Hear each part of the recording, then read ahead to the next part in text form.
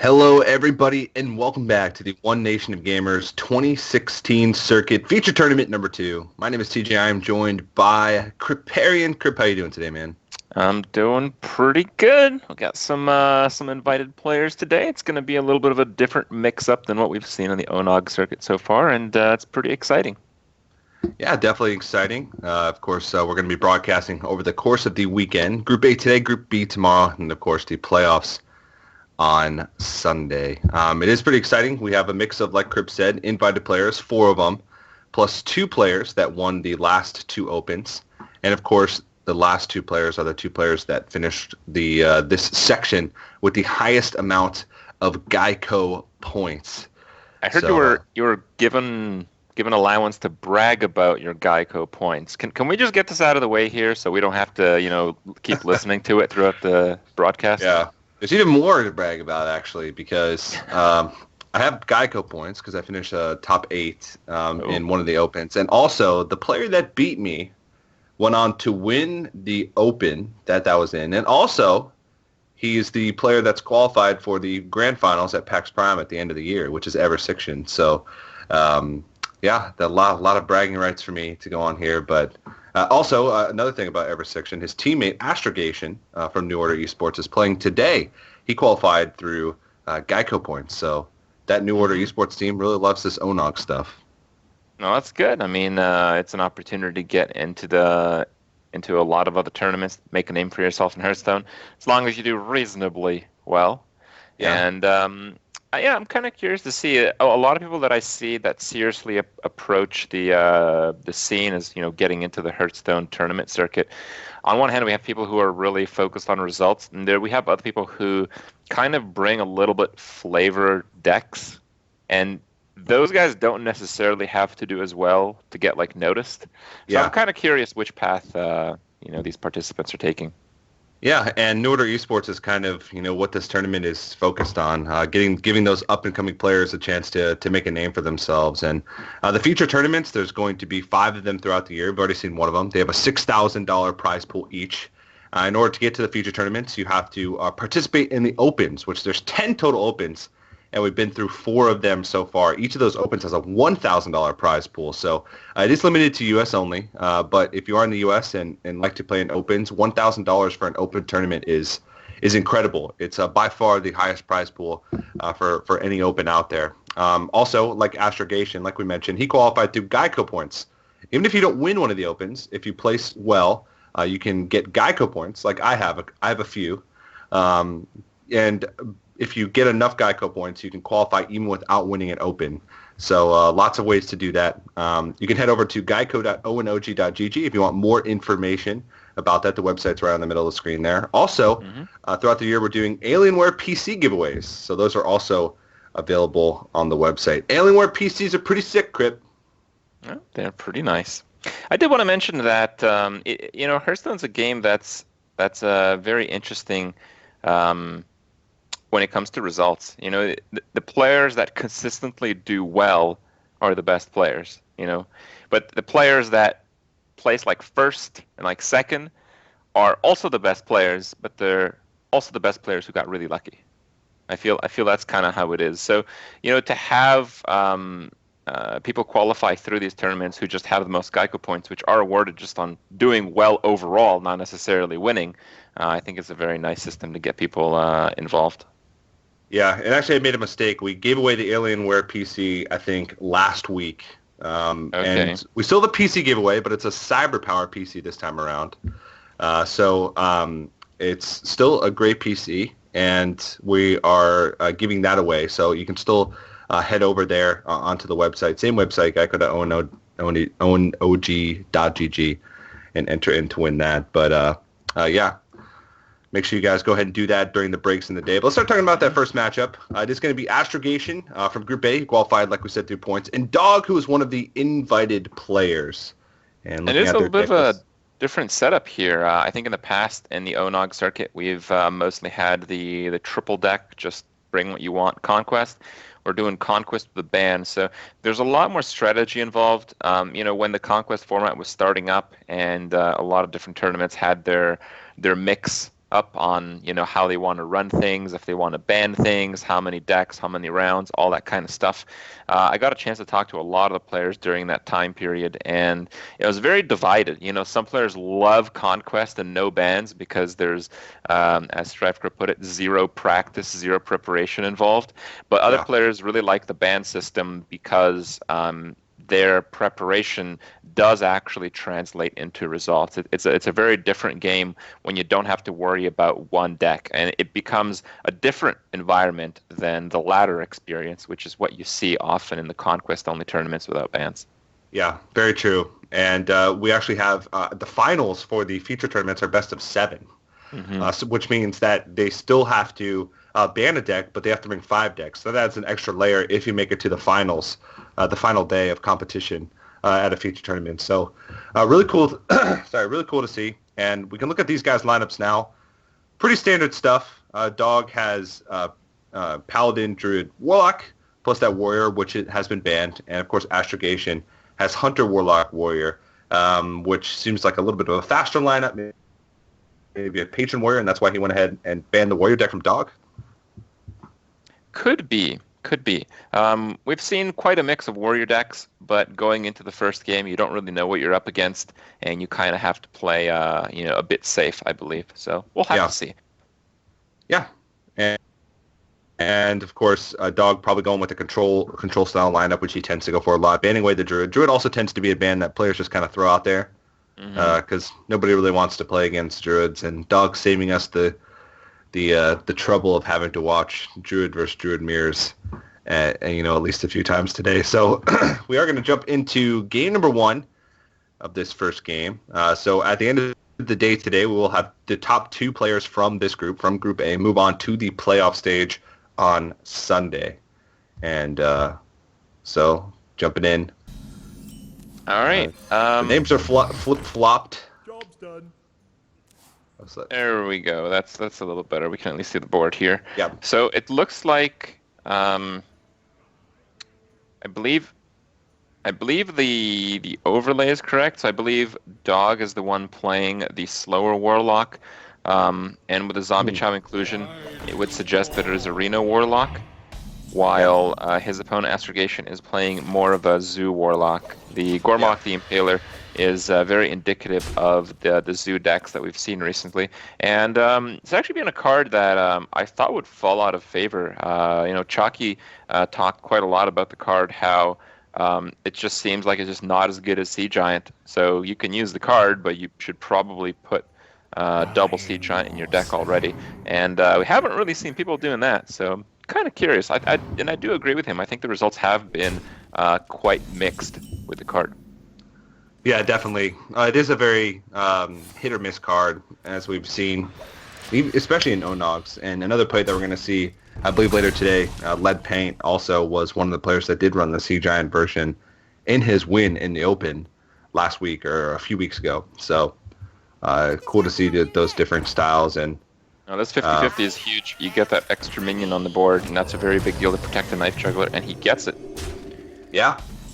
Plays into Hellfire a little bit, so but you can't really play around those types of things. Well, I think it actually forces out the Hellfire is the thing, right? Like if he had to trade the 2/2, Dog would probably play the Drake, and seeing as there's no silence in the hand, that may have actually ended worse for Astrogation. So even though the juggle didn't mean that much, it ended up being 1 more face damage, I think it fully baited out the Hellfire, whereas in the other case, it probably would not have.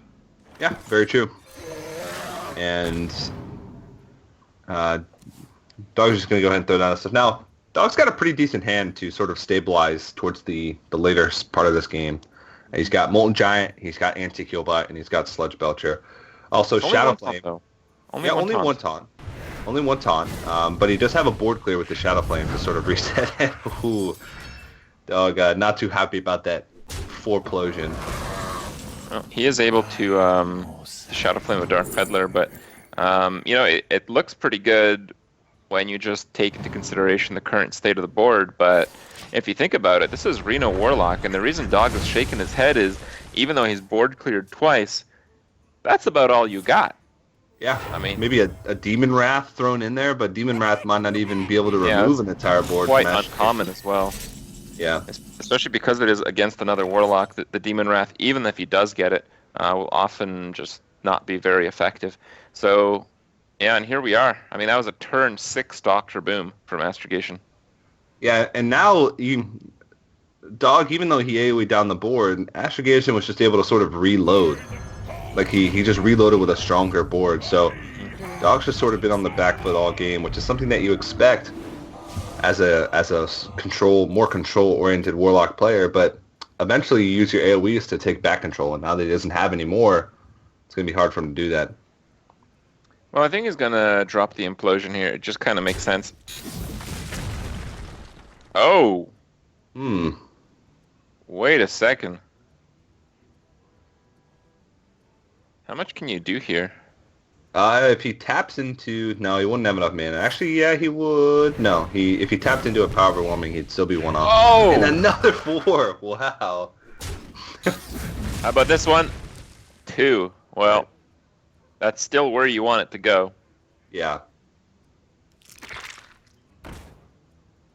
And now Astrogation is just going to start pushing in for damage here. And but Sark all the way down to 5 HP. And he's got the Molten Giant and the heal bot. Well, he's got Jiraxxus, but I don't know if that's enough. Jiraxxus might be a See little if he bit can stabilize. There. Yeah. I just don't know if you're ever going to get a better Jiraxxus, honestly. Like, you heal for 10 with Jiraxxus. Yeah, you take a lot of damage, but it's going to be harder to Jiraxxus going forward, isn't it not? Yeah, but you kind of want Jiraxxus when you already have things on the board to try and make it safer. So maybe he was thinking if he uses his other cards to stabilize this turn. Also, Healbot becomes less effective. Not less effective, but harder to use also. Because you can't usually get the full value out of the A heal. Ooh, Morcoil is a decent pickup because he can get past his taunt and cycle. But can he do enough to get through? He can Mortal Coil and Jiraxxus if he so chooses, but he hasn't seen a single burst card from Astrogation.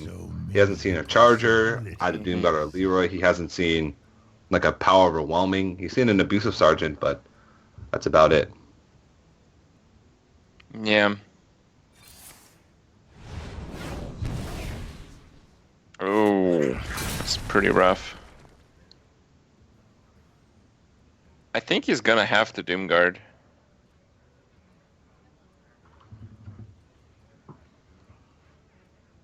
Yeah. So if he just clears with what he has... yeah, but he needs the Jiraxxus. Yeah. I guess he just Jiraxxus then. Yeah, the awkward thing about this is that the Dr. Boom has 4 health. If it had 3 health, that turn would be a lot more smooth. Because then he can just either Dark Bomb or trade in the anti-kill bot to the Dr. Boom. And now he has to make this weird trade with the Molten Giant and bring it all the way down to 1 health. Well, there's some opportunity for Dog to stabilize here. If he can just pick up a Taunt Activator, he can get Taunt health on the Infernal and the Void Caller. And the Void Caller having Taunt is a really big deal. Oh, failed juggled so far. Okay. Does get the clear board. Oh, wow. Wait. That's a second Dark Bomb, isn't it? You can't create a Dark Bomb through any other card in this deck. Is this just Demon Handlock? I guess so. That's a second Zombie Chow, too. Yeah, those it's are the not a only Reno deck. Yeah, those are the only 2 of that we've seen. Oh, and that discard actually gives a lot of information to Astrogation. Yeah. And actually it's much worse for Dog, because the Zombie Chow sucks, while a Dark Bomb's actually pretty good. Yeah, but, Astrogation still has to piece together that damage. If he picks up a Power Overwhelming here, that's not quite enough. That's 6 damage total that he has right now. But Dog's pretty much out of... Well, I guess if it's not Reno, then he will have probably second heal bot somewhere, which could bring him back up. But yeah, he probably has more taunts too. I think there's some argument to not play the other egg, though.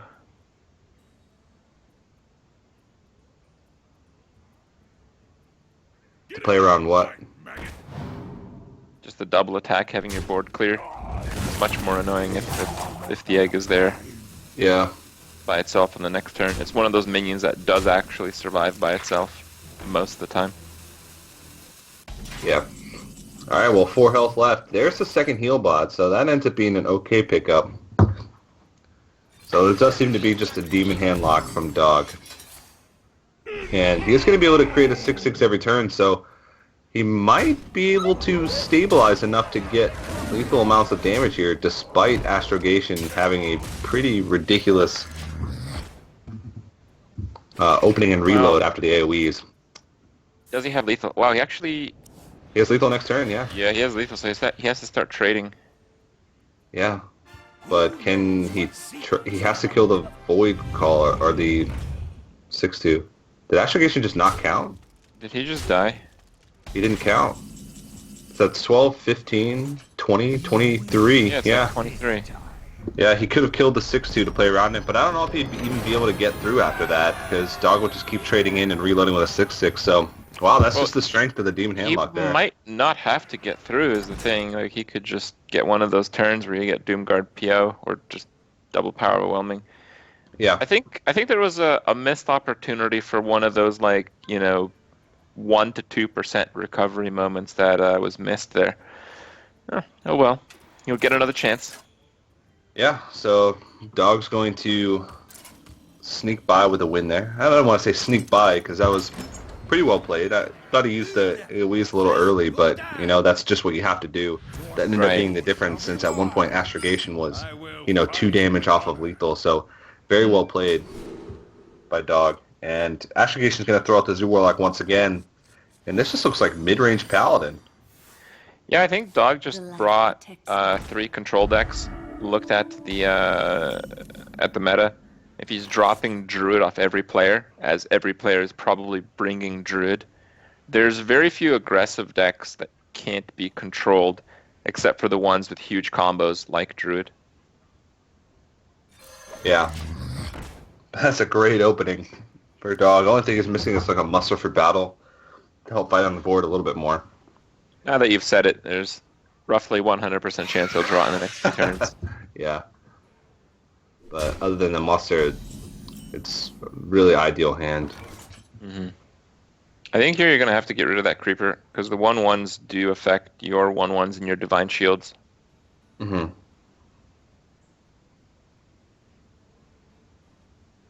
And also, it would kind of make buffs somewhat irrelevant for the next turn. Yeah. All of your minions are low health. This could actually be like a Flood Paladin with the Haunted Creeper. Because Haunted Creeper is not usually an inclusion in mid-range. I think it's pretty good. And it's a great card, just by itself. Well, it just allows you to run a lot of the buffs. Mm-hmm. I've played like Egg Paladin, and it's pretty good. And I mean, it's basically the same thing. You put in creepers, you put in eggs, and you can just run the very powerful Paladin buffs. I mean, the main reason why you can't play the Paladin buffs in most cases is because if you're ever behind on the board, they're completely useless. But they're very good cards on their own. 50-50 here can be big, and he loses it. And wow, it is huge. Yeah. That's not a muster, but that might be better. That is better. Yeah. Especially since it's only a Blood Imp on the board. So he'd have to have an activator this turn for it just to break the Divine Shield and then be able to get through the next turn. Picks up something to play with the Knife Juggler, but... Well, that's something's a really good card here. The Voidwalker prevents both attacks. Especially if he hits the Juggle... No. Nope. There you go. But the Blood Imp landing is a big deal as well here. Yeah. I mean, I guess it'd be a big deal either way. Because if it hits the Voidwalker, all of a sudden, you can't use Keeper to bring it back up to trade in. But that might just give him incentive to not use. Having both at 3 health is a little bit awkward, instead of 1 at 4, 1 at 2, since you're doing damage in increments of 2. I kind of like the Keeper here a little better, I think. Flooding the board here can can cost them all these minions. Big punish with implosion, and nope, not quite. But Sea Giant's That's a great still pretty pickup. good. It is going like something bad's gonna happen to at the very least its attack pool. Yeah. But at a 3/3 it's not terrible, and a 1/8 I think it's actually better. Yeah.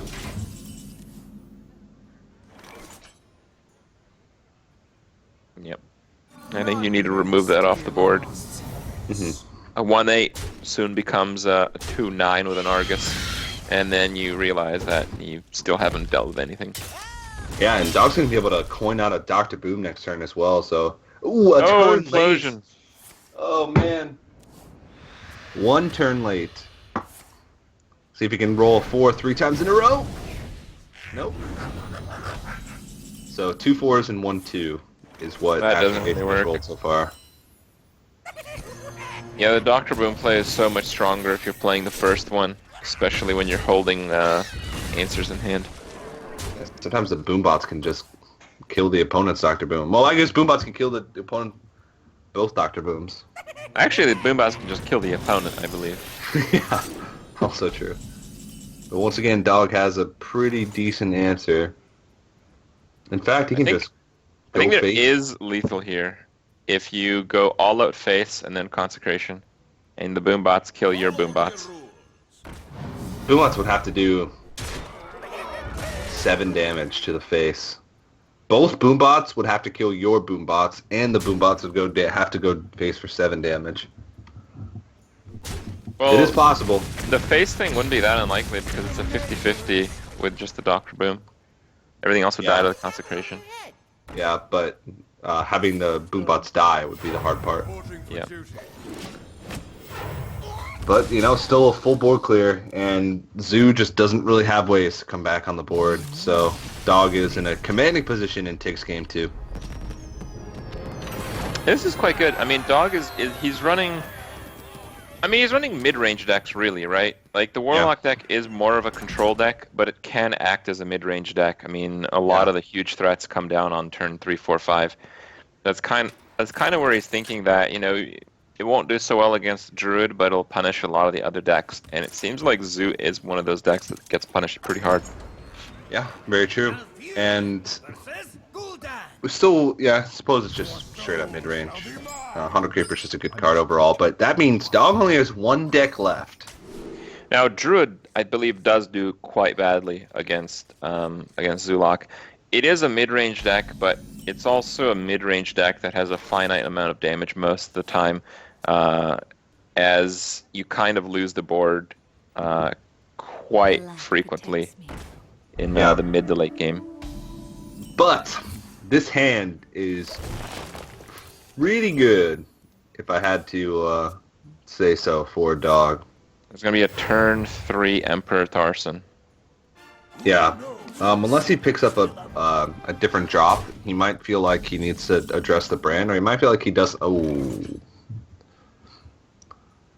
Well, he can't address the brand.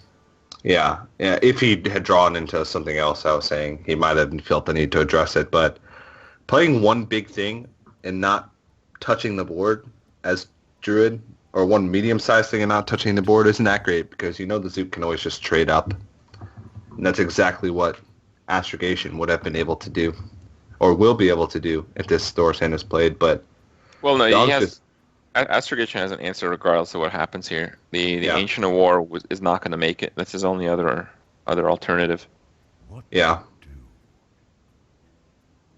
You're not really getting much value out of Emperor Thor's hand here. You're just reducing the Ancient of War to 6, and you wouldn't even need to reduce it because you would have the Innervate next turn to bring it out anyway. I still think the Ancient of War is worse, though. Yeah, it's a lot worse, yeah. I was thinking maybe he could, like, wait another turn. Oh, wait against Bran. That is a disaster. Yeah. I mean, this is still probably a disaster. Yeah. You get the double discovery. You're going to lose your Emperor to a 1-drop and a Power Realm. Mm-hmm. And Bran is sticking. That's bad. And Astrogation just picking up some more burn. I think the absolute best 1-drop he could have got was an Abusive Sergeant. It would have pumped it to 5 attack. because of the brand and Yeah. develop the board. Yeah. No abusive though. Yeah. Well, Dog can clear here with Wrath and Living Roots, but he's going to be out of I like cards that. except for Ancient. I think Yeah. I like that. You can also Wrath for 1, just take care of the brand. Mm-hmm.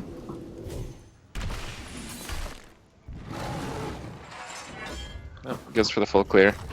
I think there was... maybe not. I think killing 1 minion is actually enough. Because your opponent's not going to Argus 1 minion. And having another 2-2 on the board isn't the biggest deal when you're holding back an Ancient of War. Yeah. Well, Ancient of War... Board development. Yeah, Ancient of War, even if it gets silenced, is still a decent body. I mean, a 5/5. Oh! Oh no! I'd go boom! Boom it! Maybe Well, not. Imking Boss does do quite well against the Yeah. Dr. Boom. Yeah. And he still has Dr. Boom for next turn. And Dog's best draw on his deck after that Dr. Boom is played for many turns in a row is going to be Ancient of Lore. Mm-hmm. Just because he needs to reload, and he's got the Innervate to even supplement the reload, so...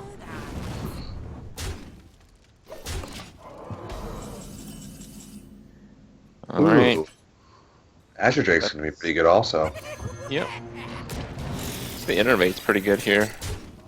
I think I'd use it. Yeah. It's only going to get worse as the game goes on. Well, just you wait. That Azure Drake is gonna peel up a swipe. You're gonna be 1 mana short next turn. Yeah. And wish you had the Innervate still left. Ooh. Sea Giant's huge. You can play that whole hand. And tap, by the way. And because, tap. Yeah, the Sea Giant essentially costs 2 because of the Leper Gnome. Ooh. Oh. That doesn't feel like oh. Okay. Planned.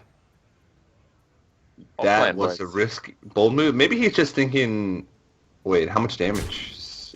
6/9 plus 6, 15. I mean, this is just no. This is a Savage Roar away from being very unhappy. Yeah.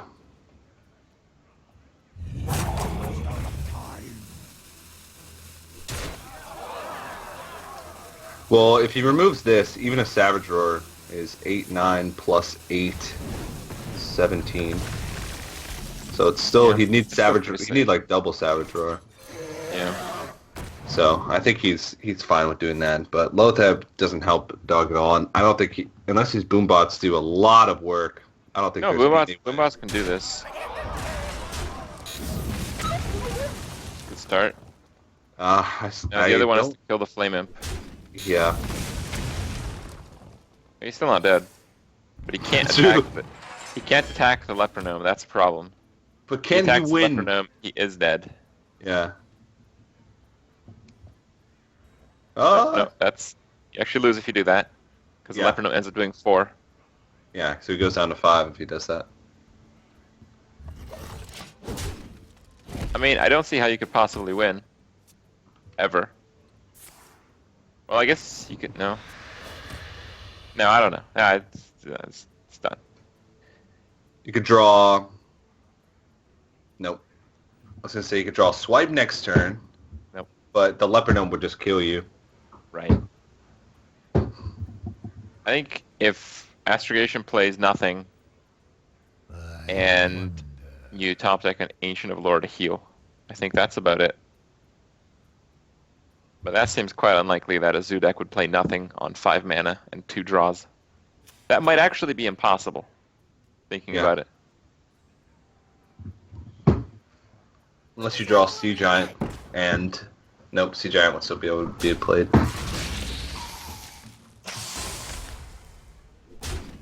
This is actually maximum damage. Because the juggle's involved. Mm-hmm. Belcher. But now all Astrogation needs is any minion that costs 4 or less, or a tap with any minion that costs... Oh, no, because the one imp is going to die. Okay. So, now might be a bit tougher. Both have a lockout any type of board removal, so... Yeah, if Astrogation just doesn't die this turn, he should be good. Actually... He has to charge this, right? Be really safe. Yeah, I think so. Well, no, because then you'd lose to a silence. You wouldn't want that. You have to play it in taunt mode. But he's already used one owl, so and zoo decks rarely run 2 owls. Very rarely run 2 owls. Mm-hmm. Well, if he plays this in taunt, Astrogation just has to draw a minion that costs 3 or less mana, which is at the very least 2/3 of the deck at this point. Yeah. Or you can even tap into something that costs 1 mana.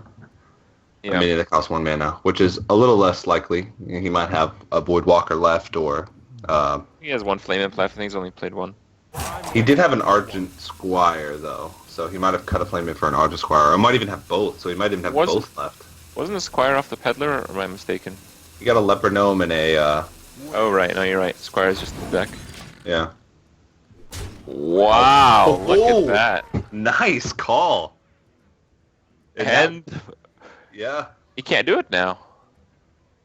And now a Savage Dog's gonna have 2 draws next turn to get a Savage Roar. And Savage Roar might just do it. Wait a second. Nope. Not enough mana. 1 off.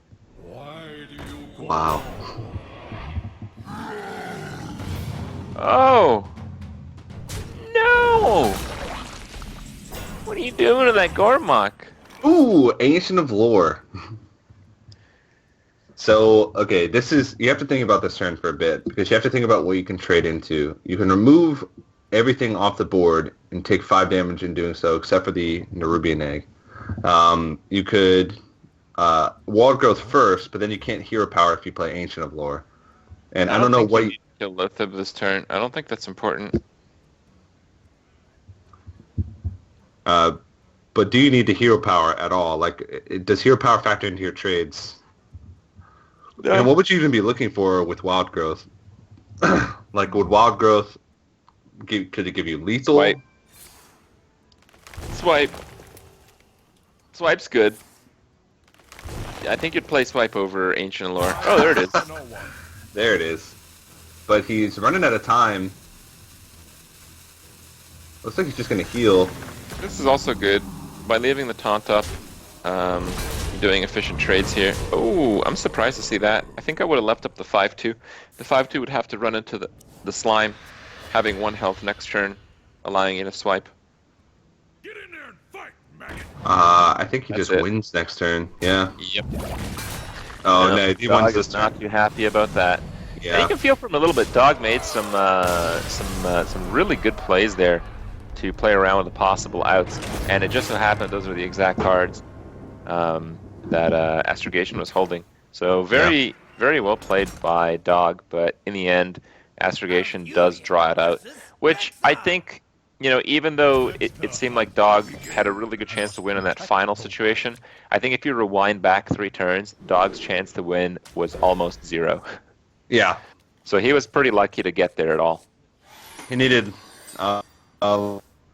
runner damage or taunt into damage into heal to be able to even survive. Yeah. And he got all of that, so I don't think he can be too upset.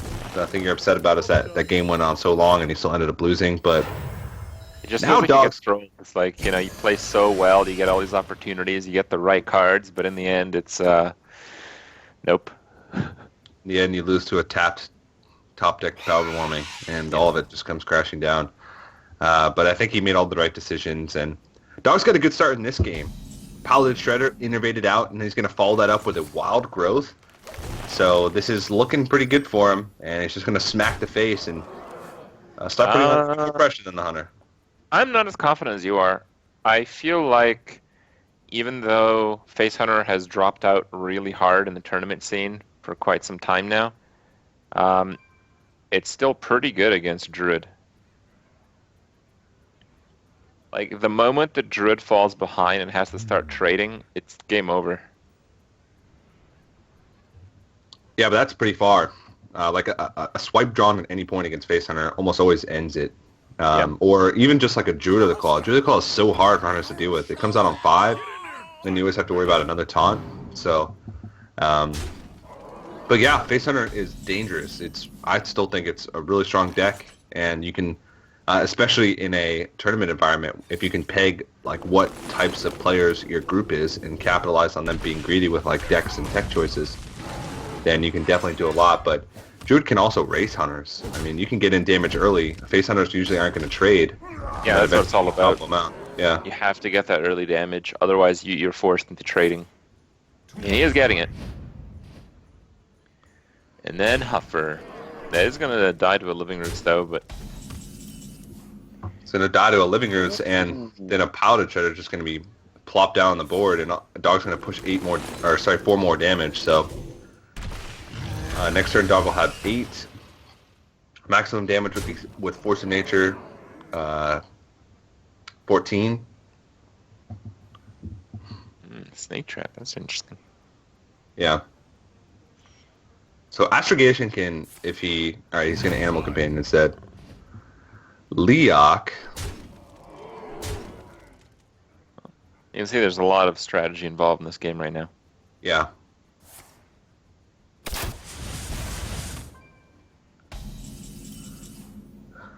Whole tons of it.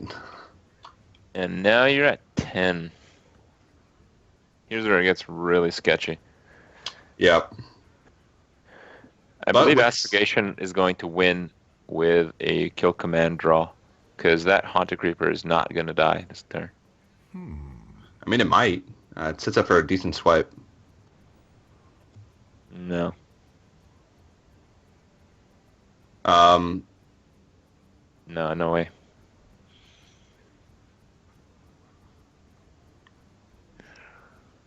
Because if you... I wonder. If he attacks into 1, and... Because you're attacking into something with the Paladin Shredder no matter what. No, you're not. I think you're going face. Yep. Oh, wow.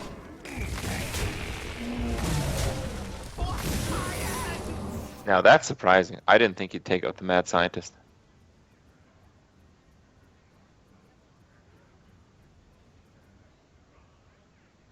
Kill Command wouldn't have even killed him, so that's a really smart play. Yep. Because the maximum damage he could have done... I think that's why he took out the Mad Scientist. Mm-hmm. Because if he did have like bow, like maximum damage would have been what, bow plus kill command, like double kill command would have killed him, but you can't really play around that. Yeah. Like, worst case scenario, you can play around something that's likely, which would be like a 3 damage plus a 5 damage, which would be quick shot plus kill command or bow plus kill command. So it's a really smart play by Dog. Secret is explosive there. All right. Well, that should just be it. Yeah. Yeah, that should do it. Here comes misdirection, right? Yeah. Even that. Yeah. Misdirection into your face and then you just die. Yeah. Misdirection would be the only trap that you lose in that situation. Even bear trap, you could just swipe the bear if you hit face and it ends up being bear. So that's going to be Dog taking the series 3-1, and I believe that means he's going to move on to the winners match of this group. Which means he only has to win 1 more before he secures his spot in the not too bad playoffs. But that was a pretty tough game for him. I mean, as ahead as he was, that game did come down to some crucial decision making from Dog in the very last few turns, and it was a game with a difference of just handful of points in HP there. Yeah, pretty crazy one. I'm curious to see what classes the other players are going to bring to the tournament. More so than other tournaments with the ban format, it makes it so there's a lot more that you can do. And I think Dog really took advantage of that. I think his decks are, I would say, unusual for tournaments, except for the Druid, of course. I mean, Druid is Druid. Druid does Druid stuff. But his other choices are kind of in line with the Druid, and they're in line with banning your opponent's Druid, really. Yeah. So good call on that. Everybody's playing Druid these days, and Dog's taking advantage of it. I think things are going to be looking up for him pretty soon. Yeah, we'll see his Warrior deck. Don't know what it is yet. Maybe we'll get to see it later on today or on Sunday in the playoffs. But the next matchup is going to be the other two players in Group A. It's going to be Jab versus Lead Paint. So Jab, another invited player. Lead Paint, one open number 4. So the very last open. But before we do that, we are going to have to go to a quick break. Make sure, guys, during the break, you head over to geico.onog.gg. The next open is on April 30th. So if you want